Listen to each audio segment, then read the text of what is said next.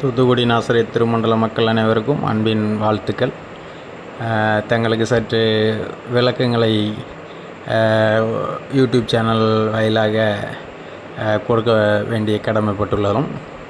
காரணம், நமது பெரம்பு YouTube channel அதனாசியஸ் அவர்கள் சில காரியங்களை இன்று மாலை வெளியிட்டுள்ளார்கள். முதலாவது என்ன காரியம் என்றால், டிஎஸ்எஃப் அணி தலைவர் திரு நீகர் பிரின்ஸ் கிப்சன் அண்ணன் அவர்கள் சினாடு தேர்தலில் வாக்களிக்கும் உரிமையை தகுதி நீக்கம் செய்துள்ளார்கள். அதாவது தகுதி நீக்கம் செய்துள்ளார்கள் என்று திரும்ப திரும்ப அழுத்தி பேசி வருகிறார். தகுதி நீக்கத்திற்கு விளக்கம் கொடுக்க தகுதி இல்லாதவர் அதனாசியஸ். எதனால் சொல்கிறேன் என்றால், தகுதி நீக்கம் என்பதற்கு அர்த்தமே தெரியவில்லை. மறுபடி எந்த முறையில் அவர் தகுதி நீக்கம் பற்றி பேசுகிறார் என்று எனக்கு தெரியவில்லை. தகுதி நீக்கம் என்பது வேறு, வாக்காளர் பெயர் வரிசையில் பெயரை எடுப்பது என்பது வேறு. தகுதி நீக்கம் என்பது வாக்களிக்க தகுதி இருந்தும் அவருக்கு ஏதாவது ஒரு காரணத்தை காண்பித்து வாக்களிக்கும் உரிமையை எடுப்பது. இங்கே என்ன நடந்திருக்குன்னா, அவர் வீடியோவில் கொடுத்துருக்கும் அந்த ஒரு ஓட்டர் லிஸ்ட்டு, அதாவது ஓட்டர் லிஸ்ட்னால் நீக்கப்பட்டவர்களின் லிஸ்ட்டு, பிஷப் லிஸ்ட்டு கொடுத்துருக்காங்க. 7 பிஷப் அவங்க நீக்கமாக அவங்க கொடுக்காங்க வீடியோவில் 7 பிஷப் நீக்கம், 15 பேர் மட்டும் தகுதி நீக்கமாகிடுறாங்க. அது எப்படின்னு தெரியல. திருமண்டல மக்களுக்கு கொஞ்சம் விளங்கும்படி சொல்கிறேன். திரு மாடரேட்டர் திரு ரசலாம் ஐயா அவர்கள் தற்போது பதவியில் இல்லை.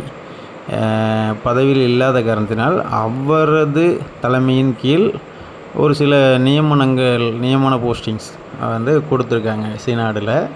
அதில் பிஷப்ஸும் சேருவாங்க, இந்த 15 மெம்பர்ஸும் சேர்த்துருக்காங்க. தற்சமயம் அவர் பதவியில் கிடையாது. அவர் பதவியில் நீடிக்க முடியல. அவருக்கு அந்த போஸ்டிங், அந்த மாடரேட்டர் எலெக்ஷனுக்கு தான் சுப்ரீம் கோர்ட் ஆர்டர் படி எலெக்ஷன் நடக்கு. ஸோ அவங்களால் நியமிக்கப்பட்ட அந்த நியமனங்கள் செல்லாது. நியமிக்கப்பட்ட ஓட்டர்ஸ் கிடையாது அப்படின்னு சொல்லி அவங்க கொடுக்கப்பட்ட அந்த லிஸ்ட்டை கொடுத்துருக்காங்களே தவிர, இங்கே யாரும் ஓட்டு லிஸ்ட்டில் ரெடியாக ஓட்டு போடுறதுக்கு இருந்து சினாடு அவங்கள இன்றைக்கி ஸ்பெசிஃபிக்காக யாரையும் தகுதி நீக்கம் பண்ணலை என்பதை திருமண்டல மக்களுக்கு தெளிவாக இப்போ சொல்கிறோம். இன்னொன்று என்னென்னா, இவர் அதை அழுத்தி தகுதி நீக்கம் அப்படின்னு சொல்லி ஏதோ காமெடியாக கை செய்கை உடல் பாவனை எல்லாம் செய்து அதை ஒரு சிரிப்பலையோடு அவருக்கு ஏதோ ஒரு நக்கல் நையாண்டி பண்ணுவது போல் அவர் செய்கிறார். நாங்கள் என்ன நினைக்கோம்னா, நக்கல் நையாண்டி பண்ணுவது அவரது தலைவரை தான் பண்ணுறாரோன்னு எங்களுக்கு தோணுது. எப்படின்னா, இப்போ எங்கேயாவது டிஎஸ்எஃப் அணி தலைவரோட பெயர் இருந்திருக்கு, ப்ரீவியஸாக இருந்திருக்கு, போஸ்டிங்கில் இருந்திருக்காங்க, அந்த பதவியில் இருந்திருக்காங்க. ஆனால் உங்கள் தலைவரோட பேர் அதில் லிஸ்ட்லேயே இல்லையே. இப்போ அதை தான் நீங்கள் சுட்டி காமிக்க வரீங்களா தகுதி நீக்கம்னு? உங்கள் தலைவர் பேர் எங்கே? பழைய ப்ரீவியஸாகவும் இல்லை, சினாடோட மெம்பர்ஸ்லையோ ஓட்டர் லிஸ்ட்லேயோ இல்லை, இப்போவும் இல்லை. ஆனால் அதை பேச மறுக்கிறீங்களே. இங்கே இருந்தவங்கள நக்கல் நையாண்டி, அப்போ இல்லாதவங்களை நீங்கள் என்னெல்லாம் பண்ணுவீங்க? இதெல்லாம் உங்கள் தலைவரை தான் சேரும் அதனாசியஸ் சார். அதனால் நீங்கள் எவ்வளோ குட்டிக்கிறணும், எவ்வளோ தோப்புக்கரணம், எவ்வளோ குரங்கு சேட்டை, குரலி வித்த என்ன காண்பித்தாலும் இன்றைய நிலவரப்படி என்னென்னா, டிஎஸ்எஃப் அணி முழு வெற்றி வாய்ப்பை நோக்கி போய்கிட்டு இருக்கு. அந்த பயம் உங்கள் கண்ணில் தெரியுது, உங்கள் உடம்புல தெரியுது, உங்களோட வார்த்தைகளில் தெரியுது. அதனால் நீங்கள் தொடர்ந்து வீடியோ போடுறத நிறுத்துனீங்கன்னா நல்லாயிருக்கும்னு நினைக்கிறேன். ஏன்னா மக்கள் சலிச்சிட்டாங்க உங்கள் வீடியோலாம் பார்த்து. ஏன்னா அவ்வளோ பொய். ஒரு வீடியோவில் கூட உண்மை கிடையாது, ஒரு நேர்மை கிடையாது, ஒரு ஆதாரம் கிடையாது. இவ்வளோ நாள் கற்றுன்னு கத்தி ஆதாரங்களை அதை செஞ்சாங்க போட்டிங்க. எந்த இதுக்காவது இன்றைக்கி வர விடை கிடச்சிருக்கா? எதுக்காவது ஒரு சொல்யூஷன் கிடச்சிருக்கா? எதையாவது உங்களால் ஆதாரத்தில் நிரூபித்து காமிக்க முடிஞ்சிருக்கா? கிடையாது. எல்லாம் பொய்யின் மறு உருவமே நீங்கள் தான். அதனால் உங்களோட பேச்சின்மை எடுபட போகிறது கிடையாது திருமண்டல மக்கள் மத்தியில். மக்கள் உங்களை கமெண்ட்ஸில் திட்ட ஆரம்பிச்சிட்டாங்க. நீங்கள் கமெண்ட்ஸை ஓப்பன் பண்ணிங்கன்னா மக்களோட மனநிலை உங்களுக்கு புரியும். அதனால் தைரியமாக கமெண்ட்ஸை ஓப்பன் பண்ணி வீடியோ போடுங்க. அப்படின்னா தான் உங்களுக்கும் கள நிலவரம் என்னென்னு தெரியும். சரிங்களா? இன்னொரு விளக்கம் கொடுத்துருக்கீங்க, அதுக்கு நான் விளக்கம் கொடுக்க கடமைப்பட்டுள்ளேன். என்ன விளக்கம்னா, சினாடு எலெக்ஷனை நடத்துகிறது பாரதிதாசன் ஐயா, ஓய்வு பெற்ற நீதிபதி. அதே தான் தூத்துக்குடி நாசர் திருமண்டலத்துக்கும் பொருந்தும். ஸோ ஆர்டரில் வருகிற 13ஆம் ஆர்டரில் ஜட்ஜ் ஐயா தான் வருவார், ஜோதிமணி ஐயா அப்படின்னு சொல்லி ஒரு எக்ஸ்ப்ளனேஷன் கொடுத்துருக்கீங்க.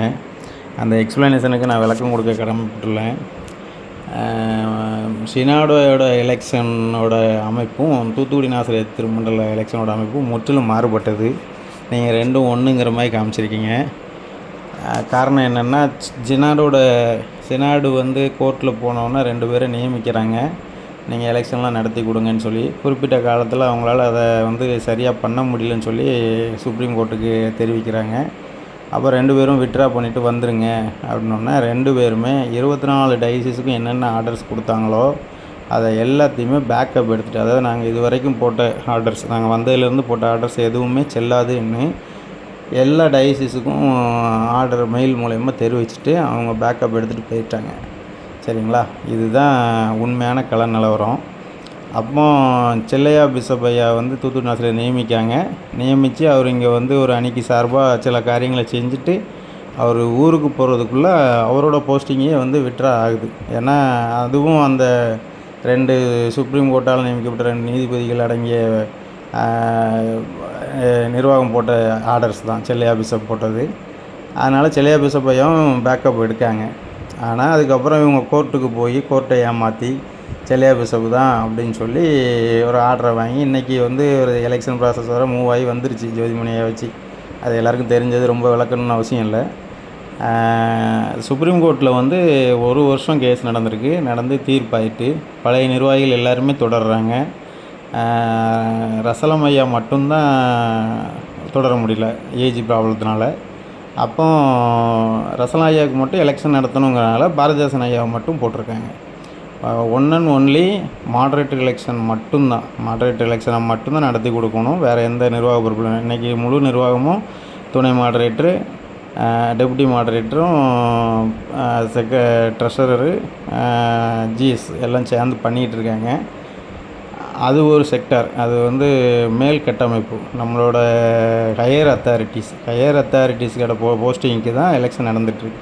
நிர்வாகத்தில் எந்த பாதிப்பும் கிடையாது. நிர்வாகத்தை எந்த இதையும் தடை பண்ணணும்னு சொல்லலை. இவங்க வந்தப்புறம் தான் இது பண்ணணும், எலெக்ஷன் நடத்தி கொடுக்கணும். முடிஞ்சோடனே ஐயாவுக்கு வேலை முடிஞ்சிச்சு. ஆனால் தூத்துக்குடி நாசரை டயசிஸை நீங்கள் கம்பேர் பண்ணுறீங்க பாருங்கள். தூத்துக்குடி நாசரை டயசிஸ் சினாடு கீழே வருது. சினாடு வந்து இன்றைக்கி முழு பவரில் இருக்குது. சரிங்களா? ஸோ முழு பவரில் இருக்கும்போது இங்கே வந்து எந்த ஜட்ஜும் வந்து நடத்த வேண்டிய தேவை கிடையாது. இது வந்து கோர்ட்டில் வந்து சினாடும் தெளிவாக தெரிவிச்சுட்டு, இந்த சட்டங்கள் வந்து எல்லாருக்கும் தெரியும். இது நம்ம ஜோதிமணி ஐயாவுக்கும் இது தெரியும். ஏன்னா சமீபத்தில் 2-3 நாட்களில் வந்து தொலைபேசி வாயிலாக சிலரிடம் பேசிய காரியங்களில் வந்து ஜோதிமணி ஐயாவே வந்து நான் இனிமேல் 13ஆம் தேதி ஆர்டருக்கு அப்புறம் தான் எந்த முடிவும் நான் எடுக்க முடியும். ஏன்னா கோர்ட்டில் கேஸ் போட்டிருக்கு, கேஸ் வந்து எனக்கு சாதகமாக இருக்காது. ஏன்னா சினாடு வந்துட்டாங்க, எங்கள் நிர்வாகம் எங்கள் கையில் கொடுங்கன்னு கேட்குறாங்க. அதனால் அது கோர்ட் வந்து அப்படி தான் செய்ய வாய்ப்பு இருக்குது. அதனால் 100% நான் வர வாய்ப்பு இல்லைன்னு நிறைய பேர்கிட்ட சொல்லியிருக்காங்க. இந்த கதை வந்து உங்களுக்கு தெரியுமான்னு தெரில. ஏன்னா நீங்கள் ஃபுல்லாக யூடியூப்பில் பொய் பேசுகிறதுக்கு ரெடி பண்ணிகிட்டு இருந்திருப்பீங்க அந்த நேரத்தில். இங்கே உண்மையான கள நிலவரம் இதுதான். சரிங்களா? அதனால் இங்கே வந்து எலெக்ஷனை நடத்த போகிறது சினாடு தான் நடத்த போகுது. எல்லா இடத்துலையும் அட்மினிஸ்ட்ரேட்டிவ் கமிட்டி போட்டிருக்காங்க. பிஷப் இல்லாத இடத்துல பிஷப் போட்டிருக்காங்க. அதேமாதிரி தூத்துக்குடி நாசர் டயசிஸுக்கும் கோர்ட்டு தீர்ப்பு 13ஆம் தேதி வந்ததுக்கப்புறம் ஒரு பிஷப் போடுவாங்க, அட்மினிஸ்ட்ரேட்டிவ் கமிட்டி போடுவாங்க. அவங்க அதை எலெக்ஷன் கண்டக்ட் பண்ணுவாங்க. சரிங்களா? இதுதான் தூத்துக்குடி நாசர் டயசிஸோட நிலவரம். ஸோ நீங்கள் வந்து சினாடோட இதையும் நம்ம தூத்துக்குடி நாசர் டயசிஸோடையும் இப்படி தான் நடக்கும்னு எந்த தீர்மானமும் அனுமானமும் வந்து இங்கே நடக்க போகிறது கிடையாது. நீங்கள் வந்து மக்களை வந்து திசை திருப்பி நம்ம வந்து அப்படியே அந்த ஒரு பதட்டத்திலே வச்சுருக்கலான்னு சொல்லி நீங்கள் வீடியோ தொடர்ந்து போட்டுக்கிட்டு இருக்கீங்க. இங்கே பதட்டத்தில் வைக்கிறதுக்கு ஒன்றுமே கிடையாது. தூத்துக்குடி நாசர் டயசிஸ் சிறப்பாக இயங்கும். எந்த ஒரு சலசலப்பும் இல்லாமல் நல்ல முறையில் இயங்கும். உங்களோட சூழ்ச்சமோ உங்களோட தேவையில்லாத பொய்கள் வந்து இங்கே எடுபடாது. நம்ம திருமண்டல மக்கள் அனைவரும் நன்கு படித்தவர்கள், கற்றறிந்தவர்கள், நேர்மையானவர்கள், நேர்த்தியானவர்கள், புத்திசாலிகள். உங்களுடைய பொய்களை வந்து நம்பி ஏமாறுற அளவுக்கு ஒன்றும் கிடையாது. அதுக்கு தான் நான் சொன்னேன் உங்களோட கமெண்ட்ஸ் பாக்ஸை ஓப்பன் பண்ணி வைங்கன்னு. நீங்கள் போடுற ஒவ்வொரு வீடியோவுக்கும் நீங்கள் கமெண்ட்ஸ் ஓப்பன் பண்ணி வைங்க. தைரியமான ஆளாக இருந்தால் அந்த கமெண்ட்ஸில் உங்களுக்கான பதிலே கிடைக்கும். இதை நாங்கள் சொல்ல மாட்டோம், கமெண்ட்ஸில் மக்களே தெரிவிப்பாங்க. அப்போ தெரியும் நீங்கள் போட்ட வீடியோவில் உள்ள உண்மைத்தன்மை என்ன பொய் என்னென்னு. கமெண்ட்ஸை பூட்டி வைக்காதீங்க அதனாசிஸ் சார் அவர்களே. உங்களோட வீடியோவுக்கான வந்து அது எப்படி சொல்கிறது, கிரெடிட் வந்து கமெண்ட்ஸ் தான். ஸோ கமெண்ட்ஸ் ஓப்பன் பண்ணி வைங்க தைரியமாக. ஓப்பன் பண்ணி வச்சு மக்களை சந்திங்க. நீங்கள் நேரில் தான் சந்திக்க மாட்டேங்கிங்க. சென்னையில் உட்காந்துட்டு தூத்துக்குடி அரசியல் பேசிகிட்டு இருக்கீங்க. ஜஸ்ட்டு கமெண்ட்ஸ்லேயாவது இது சந்திங்க. அதையும் சந்திக்க மாட்டிங்கன்னா நீங்கள் என்ன ஒரு தைரியமான ஆள்? தைரியம் நீங்கள் தான் எவ்வளோ பெரிய தைரியமான ஆள். எல்லாேருக்கும் செக்யூரிட்டி ஃபோர்ஸ் கொடுக்கக்கூடிய ஆள், பாதுகாப்பு கொடுக்கக்கூடிய ஆள்.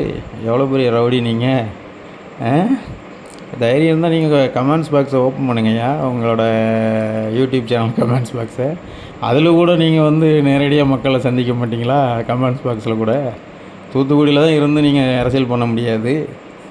திருமண்டல அரசியலில் எங்கேயோ சென்னையில் உட்காந்து தூத்துக்குடியிலேருந்து கொடுக்குற தகவலை பொய்யா பரப்புகிற வேலையை செஞ்சிட்ருக்கீங்க. என்ன அதனாசிஸ் சார், உங்களோட பொய்யின் எடுபடாதுன்னு நீங்கள் வந்து திருமண்டல மக்களுக்கு விளக்கம் கொடுக்குற அளவுக்கு உங்களுக்கு அரசியல் பக்குவம் இருக்கான்னு தெரில. அரசியல் பக்குவத்துங்கிறத விட இங்கே உள்ள சட்டத்திட்டங்களே தெரியாமல் நீங்கள் பாட்டுக்கு அடித்து ஓட்டிக்கிட்டு இருக்கீங்க. நீங்கள் எங்கே என்ன நடக்குன்னு உங்களுக்கு தெரியவும் மாட்டேக்கு. என்ன சொல்ல உங்களை, அதுக்கு மேலே உங்களுக்கு சொல்கிறதுக்கு ஒன்றும் கிடையாது. நடத்துங்க உங்கள் காமெடியை. நாங்களும் தினந்தோறும் உங்கள் காமெடியை இப்போ ரசித்து பார்த்துக்கிறோம். திருமண்டல மக்கள் நன்கு புரிந்து கொள்ளுங்கள் மக்களே. இந்த பிரம்பு யூடியூப் சேனல் வந்து மிகவும் ஒரு போலியான தகவல்களை மட்டுமே திரும்ப ஒளிபரப்பி கொண்டிருக்கிறார். அதனால் இந்த சேனல் மூலயமா வரும் தகவல்களை யாரும் உண்மை என்று நம்ப வேண்டாம். வேணால் பார்த்து டைம் பாஸ் பண்ணிக்கோங்க, என்ஜாய் பண்ணிக்கோங்க, சிரித்து மகிழ்ந்துக்கோங்க. ஏன்னா ஆக்ஷன்லாம் போட ஆரம்பிச்சிட்டே இருப்போம். அதனால் என்ஜாய் பண்ணுங்கள் சரியா. திருமண்டல மக்களுக்கு நமது டிஎஸ்ஓ பணி சார்பாக வாழ்த்துக்களை வணக்கங்களும் தெரிவித்துக் கொள்கிறோம்.